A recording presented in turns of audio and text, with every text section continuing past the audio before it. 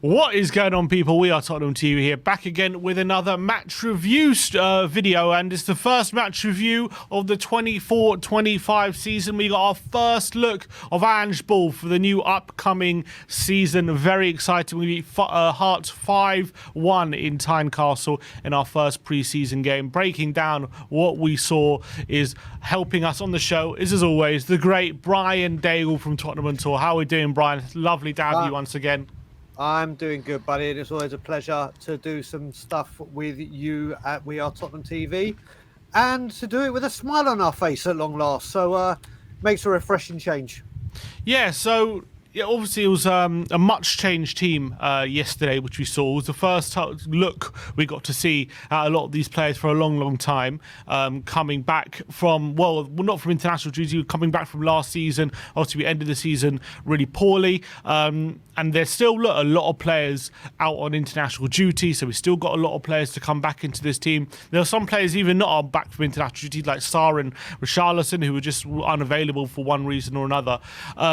But, you know, we started with a makeshift team. We started with Austin in goal, Porro, Gray, Skip and Donnelly along a back four, with Basuma, Maddison and Kulusevski in the midfield three, with Brennan, Solomon and Son in a front three yesterday.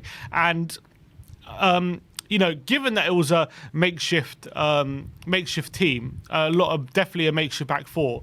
When you look at how we played in that first half, you know, we did give up some chances. Hearts definitely had some chances to score. Austin had to be his very best to keep out a brilliant header from Oda, really good reaction save. But we did play some nice football at times. We were able to open up Hearts on a few occasions. Heung-min Son had a good one-on-one chance, didn't he? Before, obviously, Brennan Johnson did open the scoring with a trademark back post finish, which is becoming something he's regularly able to do at the moment. But what were your first impressions from, you know, what you saw on that team in the first half, considering, you know, it's only a few days into pre-season? Yeah, I mean, well, first of all, we look at that back five and you and me got 1 out of 5. So that was a tremendous start. As soon as the lineups came up, I was like, right, let's see what me and you said and see how wrong we got it. And we did. I was a bit surprised to not see Ashley Phillips start. We all know these games you're going to make wholesale changes in the second half, but I thought it was the only real recognised centre-back amongst the pack, obviously with the others on international duty and holiday, as you said. I was a little bit amazed to see that, and then see a partnership of Skip and Gray. I was like, okay, so that's 2 midfielders you drop back. And as you said, it was Hearts had a few opportunities, but we kind of grew into it, didn't it? It took us a few minutes to get to find a bit of rhythm, and then when we did, we just carried on attacking, and it was a joy to see. It was an interesting one because even though it was a friendly, there were some rough challenges being put in, weren't there? You know, Maddison took a really hard knock to the ankle. Archie Gray was putting in a few rough challenges as well. So even though it was a friendly, there was a sense of competitiveness out there, wasn't there? It didn't really feel like it wasn't played at a friendly pace, was it? No, and I must admit, with James Maddison, one of the issues I sometimes have with him is he does go down very, very easily. And he does stay down. Obviously, that's not just him, it's modern day football, but James Maddison is someone that has done it regularly throughout his career. And when he first went down, I was like, oh my God, just get up. And then I saw the tackle on the replay, and it was not a nice tackle. I think that's a yellow card, at minimum, if it was Premier League or something. May have even got looked at by VAR. There were a few unfriendly tackles that went in, and it was played at quite an intense rate to begin with, especially with Hart's first team out.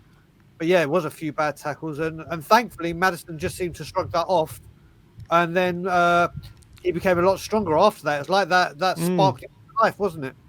Yeah, it really did, and I thought he really grew into the game at that point and started really pulling the strings in that midfield, and it was really great to see him in that kind of form because obviously last season started off so well for him, but then it just after that injury didn't quite wasn't able to quite recapture that form. So it was really good to see him looking like he was back to his best yesterday. Brennan Johnson was what I thought was looking quite confident on that right hand side as well, and picking up some really good positions. He got his goal, and I thought every time he got the ball he was looking to, you know, either take someone on or put in a good delivery into the box. And he looked like he was in confident mood, and obviously he did get his goal, and that's 4 goals now in 2 friendly games after scoring a hat-trick in the behind closed doors friendly against Cambridge last week. So really hoping that this could be Brennan Johnson starting the season in really confident form, and if that happens, maybe he can really take it up a notch from last season. Yes, Sim, you'll know I came on your show a lot, even the debate shows, not just post games, and tried to defend Brennan as best I could, and said that I always tried to give a player a full pre-season under a manager before I really start to judge them. Brennan obviously didn't get that last season because he signed on deadline day. But like I said, 4 goals in 2 games. All right, it's Cambridge and Hearts. But he looked, and you know what? His crosses just looked a lot better as well, didn't they? I mean, they were in dangerous. When I say not all of them found their man, but they were into the danger areas. It weren't you crossed it, it went into the first man and it was cleared or whatever. He looked sharper. He looked fitter. He looked more comfortable within the team. Obviously, he's now been best part of a year with the club. And let's hope the start of pre-season is a sign of what to expect from Brennan. I've got great faith in him. And I've said before, I think he's to be the most improved player at the club this season. And I hope he fulfills that, because there's a lot of people that have doubted him, and everyone has their right to judge a player. But I think it's going to be a very, very big season for him. And we'll touch on who probably was the star of that first half, which was Archie Gray, in my opinion anyway. I mean, I thought, considering it's his first 45 minutes in the Tottenham shirt, considering he's being played out of position, that centre-back position he's not completely familiar with, it was astounding how comfortable he looked and how much quality he played with in that position, how composed he was, aggressive, wasn't shirking out challenges. In fact, on the opposite, not only was he getting stuck in, but he was perfectly timing those challenges time and time again, winning headers. But what I loved about him was when he's on the ball, he always loves to play forward. It was something that the Leeds fans constantly were saying about. He always looks forward. He looks for an opportunity to play the ball in between the lines. And his passing was really, really impressive. And it was a really exciting first outing for Archie Gray. What did you make out of the first 45 minutes we saw him in the Spurs shirt? I completely echo everything you've just said, Simi. But what I'll add to it is, obviously, when we signed him, people, we're as a fan base, as a collective, people saying, "Oh my God, is he a midfielder? Is he a right back? Is he the answer? Is he this?" And all the bells and whistles that came with it. Well, we were talking about what's his preferred position, where do we see him playing. I don't think any of us at the time of signing would have said, "Oh, do you know what? We might see him play pre-season or any time as a centre back." And when I saw him in the line, I was like, "Where is he played?" And then when we started watching the game, you could see where he's playing. I was like, this is a position he doesn't play in. Yet people, we've got to remember, it was hard. It was hard. It was 45 minutes.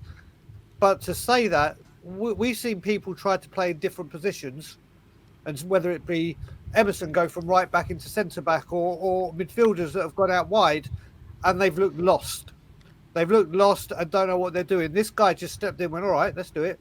And not just that, normally when you do things like this, you have a recognised centre-back next to him to help marshal him through the game. He did it with Ollie Skip. There was a couple of times he misjudged a couple. This is just minor, and just say that. But fine, this is what you learn from the friendlies. This is why they're here, for you to gain the experience, pick up knowledge that you need to. But everything he did, like you said, always looking forward, range of passing. In the tackle, he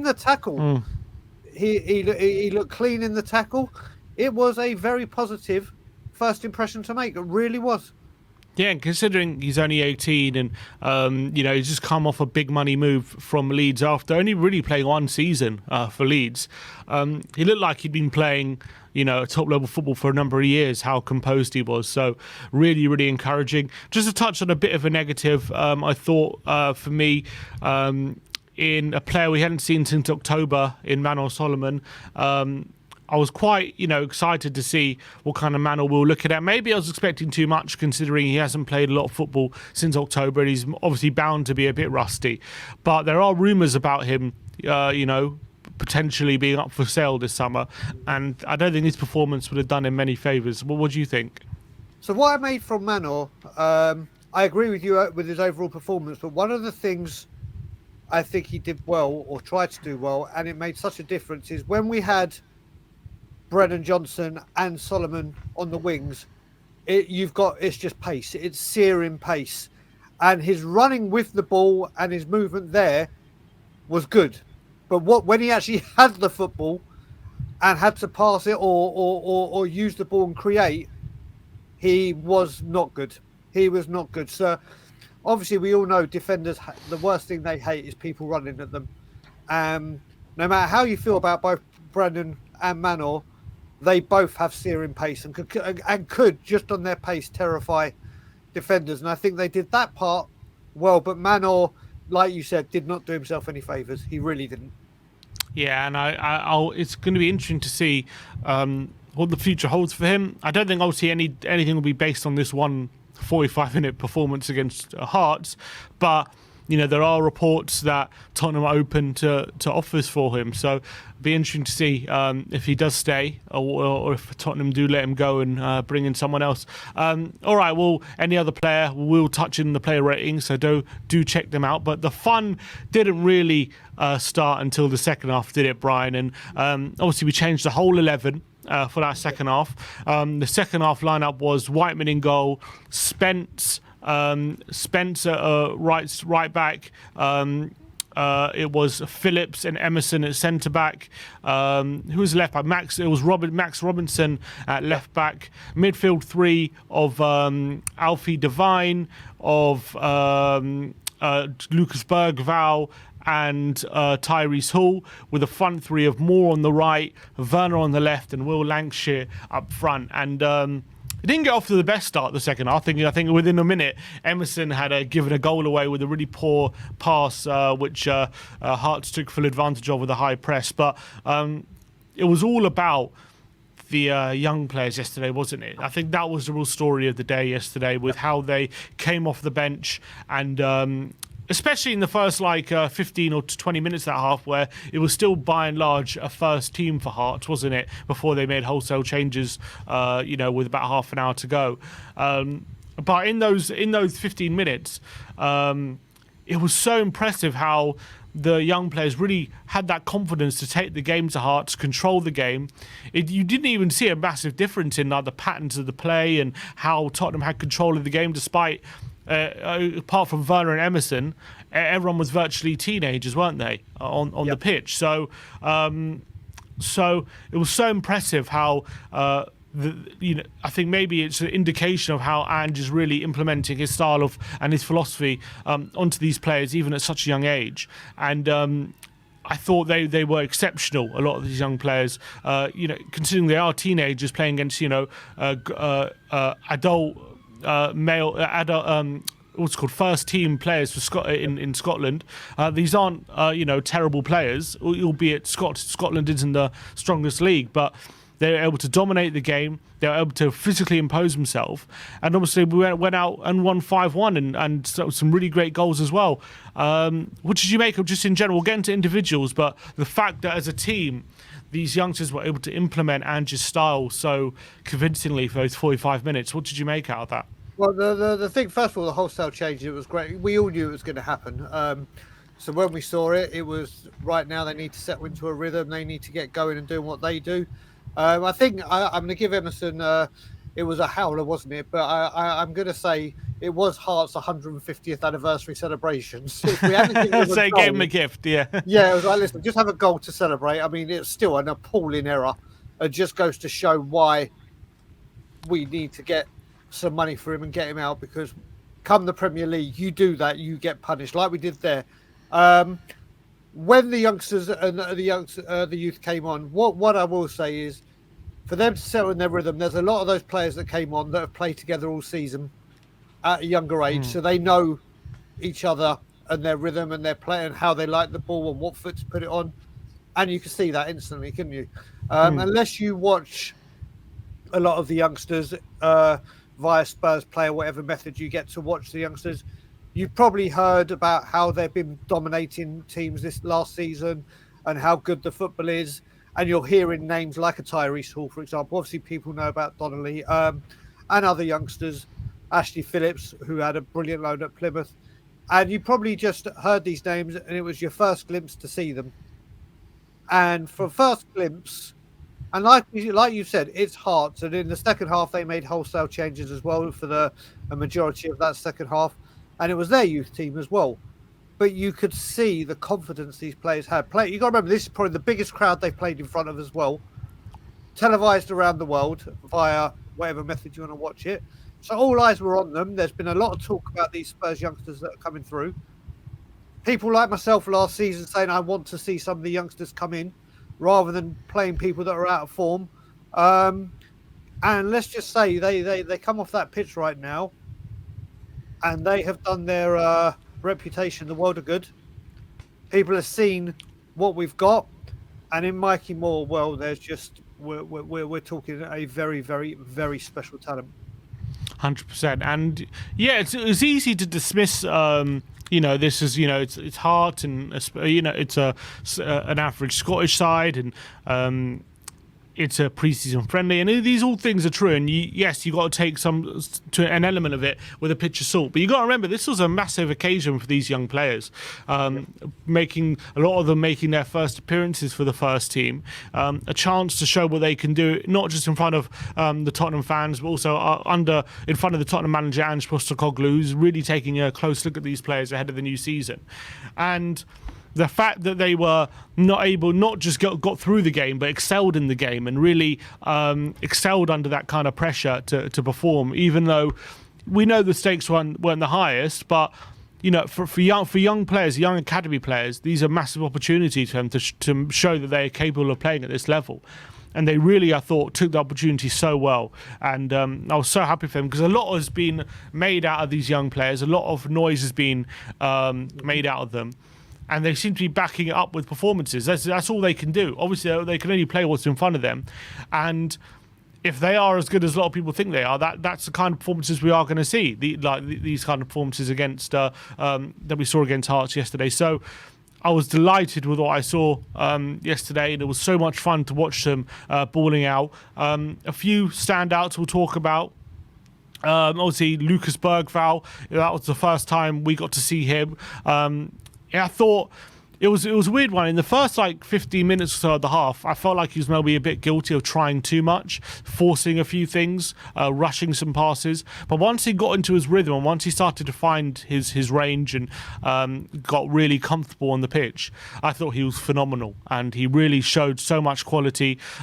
So what I loved about it as well is in the build-up, he was doing some really great stuff in the build-up, taking the ball from goal kicks, building through the midfield, and he clearly has so much quality, doesn't he? He had that wonderful cross for Scarlett for the 5th goal. Got a really nice assist for Mikey Moore as well. Really encouraging first outing for Bergvall, wasn't it? Yeah, I mean, he seems to love that round the defender pass, doesn't he? That someone comes onto him, and he just plays it round him, and then goes on for the follow-on. There was that lovely move where he did that with a 1-2, and then he passed it to Divine, who then put that ball for Scarlett, who tried to round the keeper. He's like we were saying about always passing the ball forward from Archie Gray. Bergvall looked like that, didn't he? I agree with you that the first 5-10 minutes he looked a bit shaky. You could see the pass he was trying to put on, but the weight of pass was wrong, or the position was wrong. But then something happened and he just sparked into life. And you look at that cross for Scarlett. Forget that Scarlett and it was saved, and obviously Phillips went and got the 4th goal in. That was a magnificent cross. First time, bang, right on the money. Right on the money. And there's so many times last season where we were bitching and moaning about Werner, Kulusevski, and I'm a very big culprit when it comes to Kulusevski, saying that they're taking too long to cross it in, they're checking out, first man. He just went, right, here you go, right foot, bang, right on the money. And he grew into the game. And listen, we've all been excited and wanting to see what this guy can get. And once again, we can say it again, it is only Hearts, but you can only play what's in front of you. And he's walked off that pitch and he's like, this is what I do. There's a lot of development to come from him, but my God, it was what can you say about that performance? He grew into the game and he was very influential in the second half. He was, and as an 18-year-old, obviously coming from the Swedish league, yes, there's a lot of excitement about him, but he showed it yesterday why there is. He showed why that he's got so much quality, and there's also what I like about him as well was wasn't shy to make a challenge either. Was really willing to get stuck in, make sliding challenges. Make tackles, and he seems like a really aggressive player as well, so that was really encouraging. Mikey Moore, let's talk about him. 16 years of age, apparently scored last week in the behind the closed doors friendly against Cambridge. Came off the bench and scored what I thought was a really well taken goal. Weaving inside then outside and a really clinical finish into the far corner. I thought he was a nuisance that most of that half for Hearts as well. I thought he was linking up with Jed Spence, who we'll get into in a minute.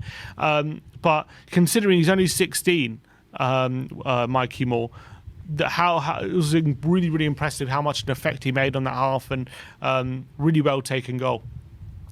Well, you got to remember as well. Ben and yourself have been waxing lyrical about him for a while. Since he first came along my radar, and I've been looking at him, he's just impressed. Then he went away with England and he lit up that tournament that he was there. People watched it, and you've got lots of fans from opposing teams saying, my God, this guy coming through is something special and I've watched him with England. The hype is, and people are generally talking about this kid now. Obviously Spurs are seeing it at close quarters. He took that goal magnificently. He is causing problems wherever he goes. He started getting a few minutes in the Premier League at the end of the season just to get a taste for it. People were then doubting his size, and then obviously he's brought out the boxing videos, and you can see he can handle himself, and he's working hard at his build and his strengthening. And he came on yesterday, and again it was a weakened Hearts team when he got his goal, but nothing is phasing this kid. And that's what he is at the moment. He is a kid. Nothing is phasing him. And we have a very, very, very special talent on our hands. And people need to start realising it. I came on your show yesterday and we spoke about it, and I said he's like our Rooney in the comments, and even on Twitter when I said it, they're like, oh my God, calm down. He's not Rooney. I was like, right, let's look at the comparisons. Is he 16 bursting onto the scenes? Yes. Was Rooney? Yes. Did anyone know about him apart from obviously Everton at close quarter? I'm not saying he is as good as Wayne Rooney now. I'm saying the career path is mirroring it, and I think stand back, because I think the Premier League and other fans are going to realise just how good this kid is.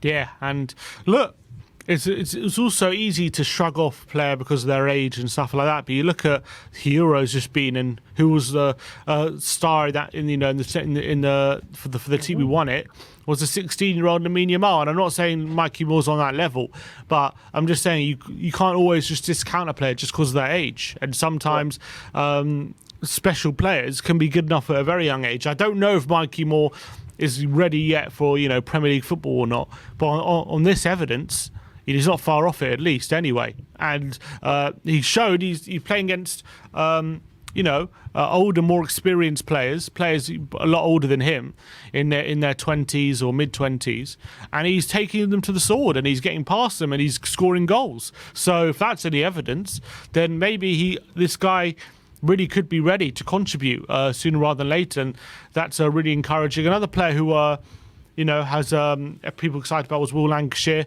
who I thought he was only on for 20 minutes, but had a really great cameo, didn't he? Got his goal, and what I really liked about him was he was really strong. He was able to shield the ball. He was able to really compete with the Hearts centre-backs and make life difficult for them. And for him to do that really shows me that, physically, he's capable of competing against these kind of players. And that's really, really encouraging. He took his goal really well. Super clinical finish. I remember Ben was saying how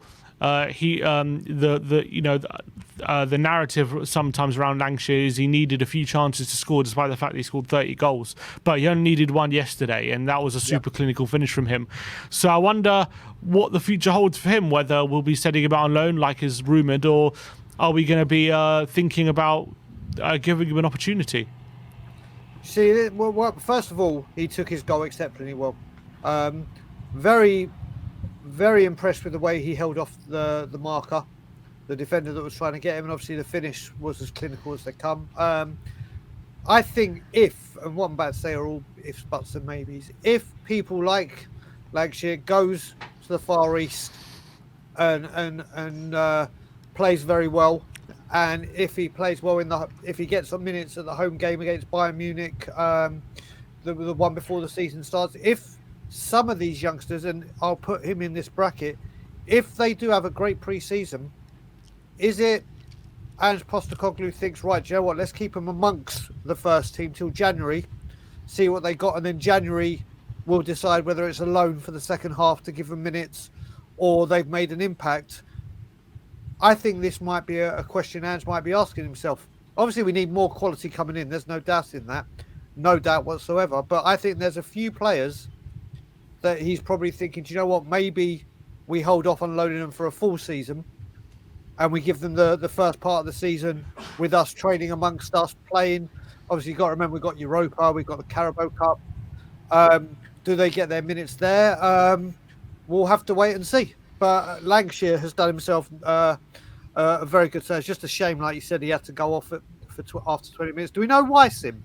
I think it was pre-planned, or I don't know if it was pre-planned, but I think obviously he came on, he got his goal, he looked a handful, and we had Valise and Scarlett both on the bench. I just think he wanted to give them a run out potentially. Oh, there you go. I think it was just planned in that way. So maybe it was planned before the game that they would all get their opportunity.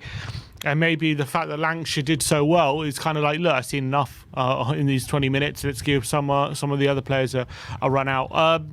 But look, we'll get into more specific players in the player rating, so do go check it out. But it was an absolute brilliant second half performance. I guess we should probably actually quickly touch on Jed Spence because he was probably the man of the match, and an unbelievable second half performance from him. Really, maybe was laying down the gauntlet to Ange, saying, look, I am here, I can contribute, I do really want to be part of this team.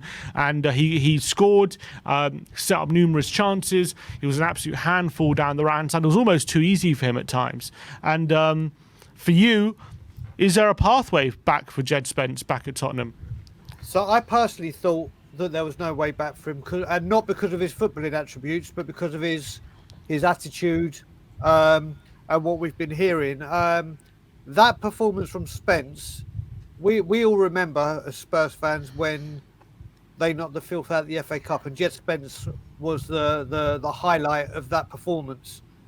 Well, that was a performance like that. That was like, hello, Jed Spence, this is what I can do. Or hello, Spurs fans, I say, this is what I can do. And Ange, we've been talking for a long time about, if we sell Emerson, do we get another right back? Obviously, we thought Spence was going. Then we got Dragusin who can go there. We've got Archie that can go there.